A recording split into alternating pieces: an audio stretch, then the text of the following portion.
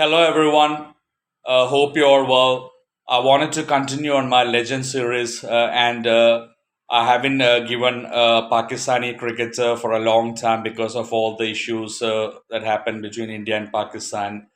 And he is definitely, without any doubt, one of the greatest Pakistani cricketers and definitely one of the greatest middle order batsmen in the history of Test cricket. An amazing batsman, phenomenal, stellar batsman who had an amazing, very solid, rock solid technique, temperament, and he was very difficult to get out.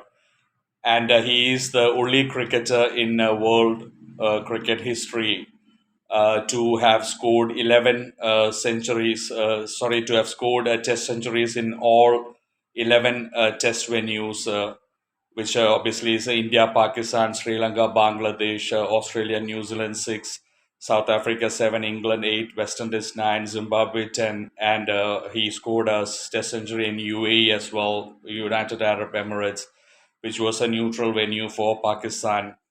He is the Pakistani cricketer who has the most test runs and the most test centuries, and he's also the first Pakistani batsman to have scored 10,000 runs in test cricket. Pakistan have produced great cricketers like Zahir Abbas, a batsman like Zahir Abbas, Hanif Mohammad, Asif Iqbal, the great legendary Javed Mianda, the Inzamamul Haq, Mohammad Yusuf, and the very classy, stylish side that were obviously a lot of bowlers that I'm not going to batsmen.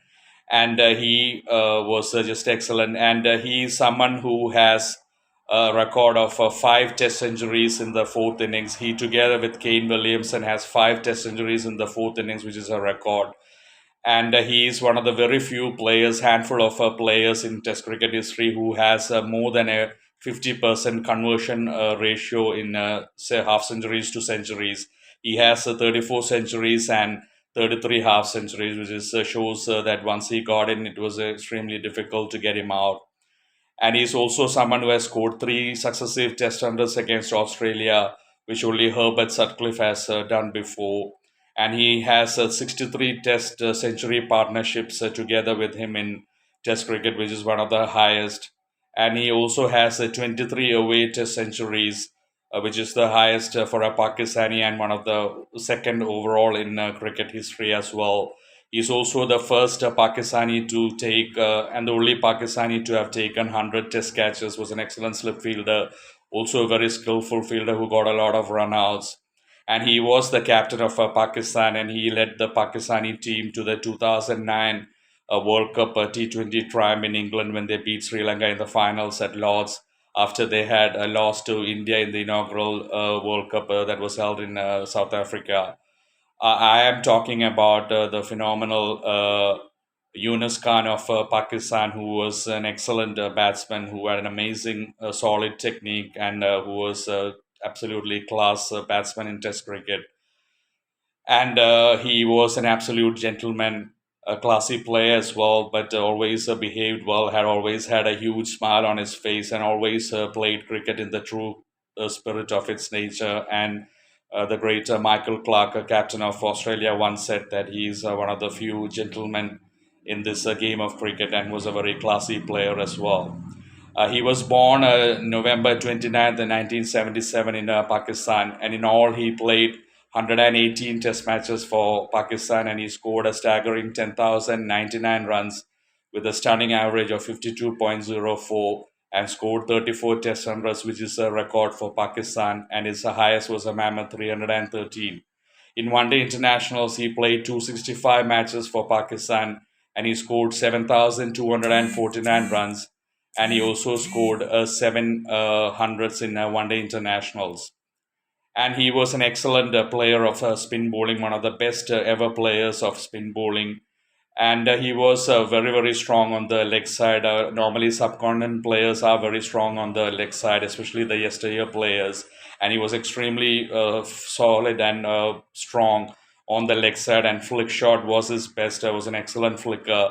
And he also had this habit. He was a trademark. He used to go down on one knee when he used to play the cover drives, square drives, stylish cover drives, square drives, standing on one knee. That was a trademark shot of Younis Khan.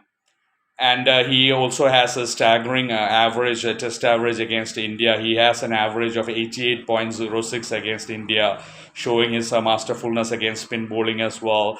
And his highest was a phenomenal 267 at the Chinnaswamy Stadium in Bangalore in 2005, when Pakistan won that test match and leveled the test series. And he was just a phenomenal batsman, very, very difficult to get out, and he has scored lots of runs around the world. And he did score those three test centuries, successive test centuries against Australia, and 63, like I said, 63 century partnerships. And he has 23 away centuries, which is the highest for a Pakistani and one of the highest ever. And like I said, five test centuries in the fourth innings, which is also a record together with Kane Williamson. And he has scored six double centuries in his career and a triple century.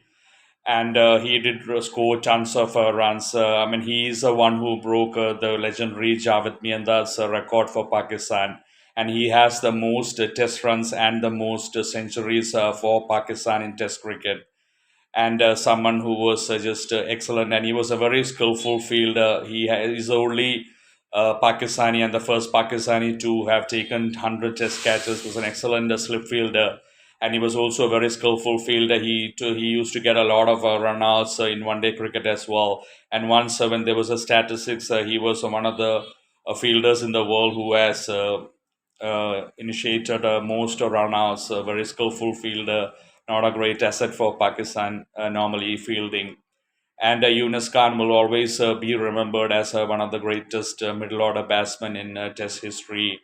Lots of records in his name. Just repeating, the 11 only cricketer to score Test centuries at 11 Test venues.